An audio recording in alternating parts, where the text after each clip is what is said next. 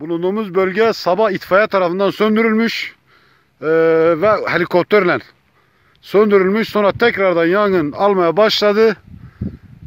Şu an ne iş makinesi, ne itfaiye, ne insan gücüne o bölgeye ulaşılamıyor ve söndürülemiyor. Bizi geriden çağırdılar. Aşağıda bir bölge var. İtfaiyeler o bölgeye gitti. Biz şimdi onlara yardım etmek için tekrar geri dönüyoruz. İtfaiyelerle beraber ortak hareket edeceğiz.